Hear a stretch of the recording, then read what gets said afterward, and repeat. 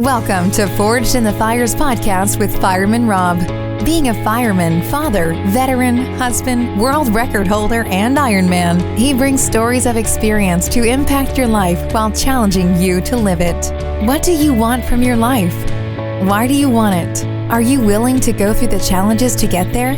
If you have the courage to take that first step, let this podcast be the catalyst to start your fire, while you bring the resilience to make it continue to burn. Our lives are made up of moments called right nows. So let's get started.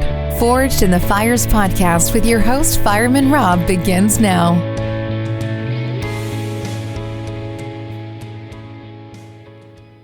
Welcome back to Forged in the Fires podcast. I'm your host, Fireman Rob. Today we have a great show for you. Actually, I went back into the archives again of In the Zone interviews, and I did it with somebody who is a Winter Olympic gold medalist.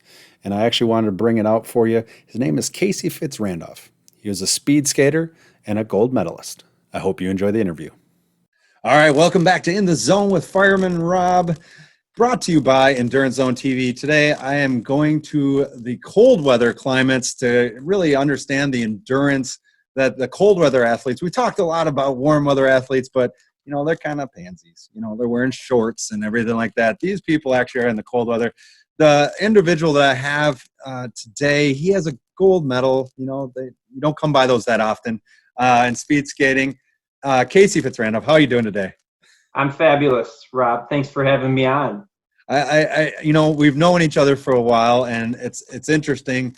We were talking before about the endurance of speed skaters. Everybody's like, oh, you know, how long did it take you to win that gold? What was the time? Well, 23 years from the time I started to the time till 2002 when I won my gold. That's so a little while. I would tell you I was a slow learner, and in fact, that may be true. I would say a slow learner, but a fast speed skater. A fair trade, I guess, in the end. Exactly. And you know, one of my favorite stories that you wrote and talked about was how you started how you started skating, I should say. Tell me a little more about at age 3. What production were you in? Yeah, right. So my mom, you know, we had a lot of energy, both my sister and I, as young kids, and my mom was a stay-at-home mom, and so her first priority in any given day was just to burn our excess energy, right? And as you mentioned, cold climates in Wisconsin. We grew up here in the Madison, Wisconsin area, so that had to involve some winter sports. And in the winter, she decided to get us on skates. So our very first endeavor on the frozen water was to perform as Munchkins on a Wizard of Oz on Ice production. So, and when I say perform, I use that word very, very loosely. I'm pretty sure that means we put on, who knows, they may have been the double runners even with the 2 blades, I don't remember, but you know, kind of we probably walked on skates out to the blue line in our little costumes for a few seconds to turn around and walk back. It had to look good. I mean, could you still do that? I mean, is that in your future, like a Wizard of Oz on Ice with Casey? Like if we fast forward another, I don't know, won't be that long, and then we incorporate like old people on ice versus like little kids on ice. Yeah. Give me a few more years, I might shrink right back down. Both of you guys will have the walkers, right? Good point. We'll have assists, yeah. Once again. Well, no. Yeah, but that's how it started. That's awesome. And now let's fast forward to your career. I mean, very successful in your career. And tell me, because we were talking about the training it takes. You know, you think about like the 100-meter run with Usain Bolt, and you know, and then you go into what you guys do, like the 1,000-meter and the 500-meter, and you think, wow, that can't be that hard. Talk to me more about your training, because I think that's what the endurance side of it is, right? Absolutely, and I agree. You look at our 500-meter event, which is our shortest event. It's our sprint was 34 seconds and change in duration, and so it's not very long. And yet, you know, even going through it, and now as I look back, both during and now after, you know, I marvel at the amount of endurance training that we did even as sprinters. And it was funny. One time after the 98 Olympics did not go for me the way I wanted them to. And so without going into a ton of details, I came back, I had a self-pity party for about a year. And what that meant essentially was I told myself, I'm going to train like a sprinter this year. I am a sprinter. I should be able to train like a sprinter.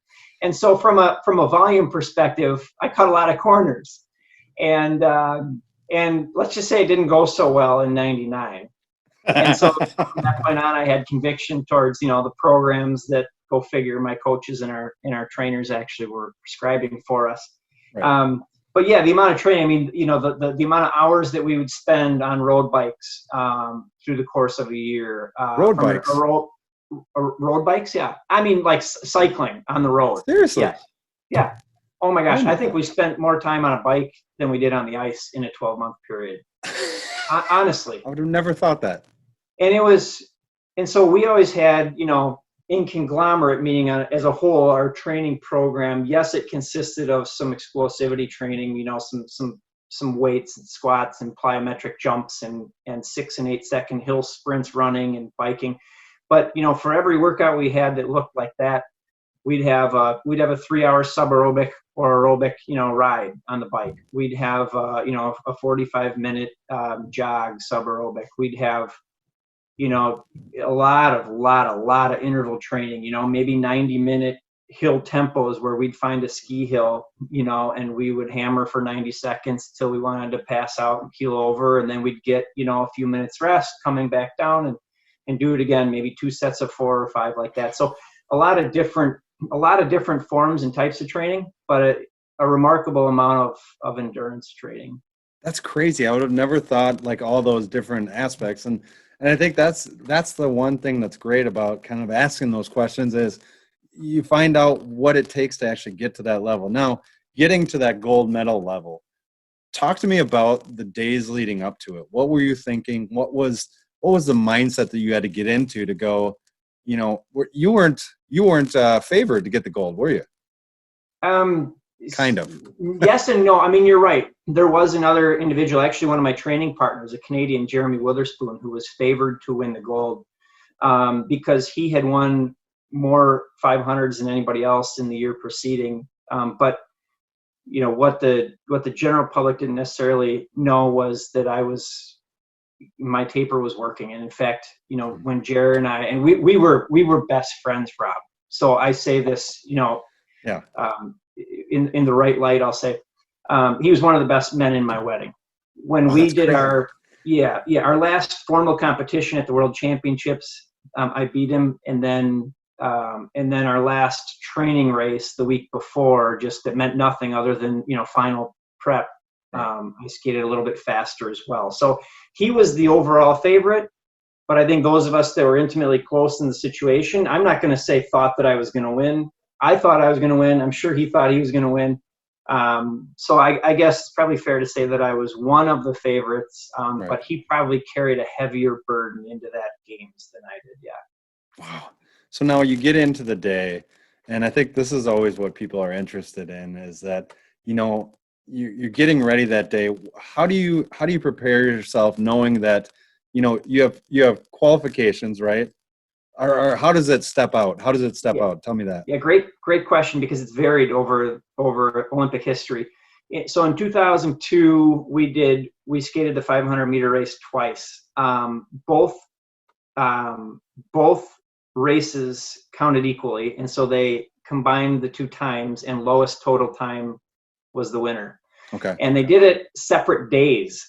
So it was an interesting lesson in psychology and, trying to sleep at night, because we literally did it once one day, and I was in first by speed skating standards a mile, like 0.3 of a second, which is a ton of time. Wow. And then we had to go, we'd do all of our processes, warm down, eat, right, and then hardest of all, sleep that night before coming back to the rink the next day, and having the right mentality to actually, win the gold medal and seal the deal. So you couldn't place, I don't think, a more difficult mental burden on an athlete than saying, okay, you only get one opportunity every 4 years.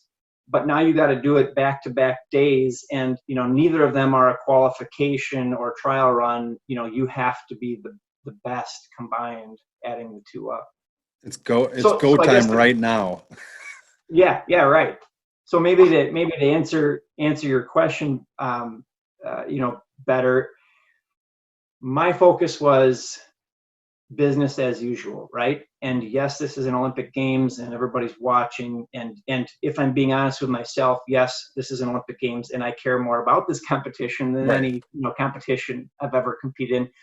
And yet you have to trick yourself that this is it's another competition, and how to prepare. And when I say prepare, I mean not only on the ice in the minutes leading up, but I mean for 24 and 48 hours prior. You have an entire routine down, everything from sleeping to eating to warm-ups to warm-downs to when you sharpen your skates to when you pop, your little power gel or whatever it is that in my case, a third of a Snickers bar at 42 minutes prior to my event. So, you have all of that down. Right. That is the worst possible time to deviate, right? And so it's business as usual, right. To the extent that you can make it. And quite frankly, Olympic champions versus Olympic participants are, I would argue, divided more based on their mentality and their ability to handle those internal thought processes than they are, who's physically faster or better than the other. That's, God, that I can't even imagine having that thought process, having those two races, and then in between, like, you didn't get any sleep, none, right? Well, I did. Now, if you put me into a pressure cooker like that today, I'd feel miserably and I wouldn't get a lick of sleep. But I'd done a ton of preparation, and I mean not just physical but mental as well. I'd spent a lot of time on things like how I would respond at the games, how I would react if something didn't go right on the ice, how I'd react in between the 2 days, and so. I was able to get a good night of sleep because I could, for instance, relax, close my eyes at bedtime, work on some deep breathing and deep relaxation, some exercises that I'd been taught, and actually sleep. Wow, that's yeah. This is the mind of a world champion, not even world. I mean, just an Olympic champion. Like, that's huge. It's a defining difference between just showing up and actually getting it done. Now, after you won that gold, what were the next steps? Because I know a lot of people say you get to that top level, and I think there's a lot of athletes coming out now that are saying they struggled. They struggled because they found the pinnacle. It was so much of their life that was put into it, and now what? Did that happen to you too, or no? It's a great question and topic. I'm glad you brought it up. Yeah, it's one that's become more visible here recently, but it's one that we, at least as an Olympic family, had talked about, for years. Yes, I did struggle, significantly. I mean, not to a point where I, fell into clinically diagnosed depression or was jobless or homeless or, anything that would maybe even be visible from the outside. But internally, I can tell you, I struggled immensely for several years. You get to, most of us, I think, many of us for certain, and probably most of us, put off not only our careers, but even our educations, because a lot of our sports aren't collegiate sports. And any distraction is not conducive to putting the odds in your favor toward being the best that you can possibly be, right? So we're tunnel-minded, single focus. Everything is about that.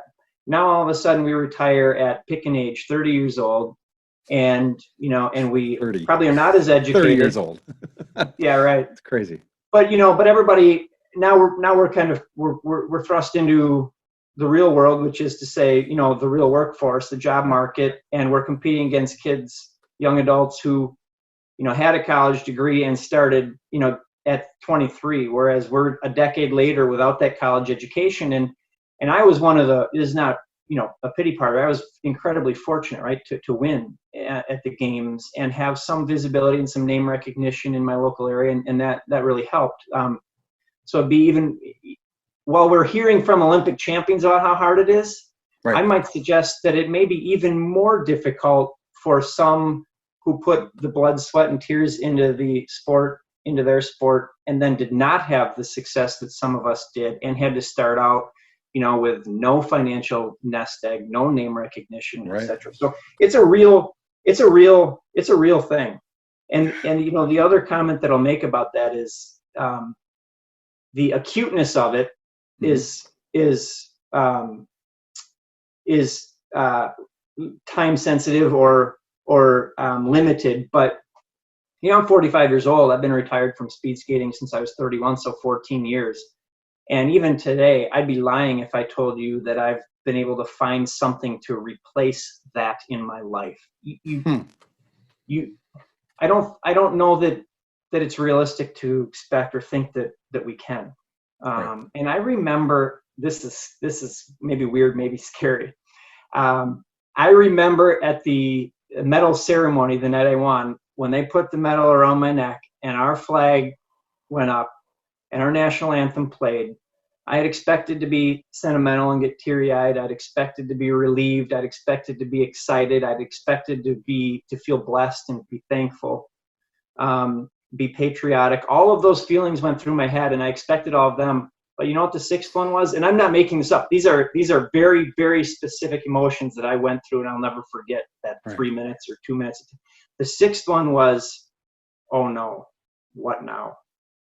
I just found the pot of gold at the end of my rainbow that I always believed existed, never knew for sure whether it did. It actually does, as it turns out, but the endeavor's over. The journey's over. Now what am I going to do? And, and again, at age 45, that still resonates. We can pursue other things, but it's tough to find, it's tough to replace competition, solo competition based on a clock. There's not much in life that's as fair as that. And so you get into the working world. I got into sales and I thought, oh, this is awesome. I'll continue to control my own destiny, blah, blah, blah. And to a degree you can do that, but you realize how many curveballs there are in the real world. Yeah, there's a lot of, and it's just not, thank you for saying that. The reality of that, you look at an Olympic champion and you go, oh, wish I could be one of those. And it's like, yes, but the burden that comes with that, and it's, the fame or whatever it is, it's fleeting. And that's the hard thing, is like, you can, and I think the value that comes from you being a champion, you being able to speak out about that speaks so much more volumes about the level of champion that you are.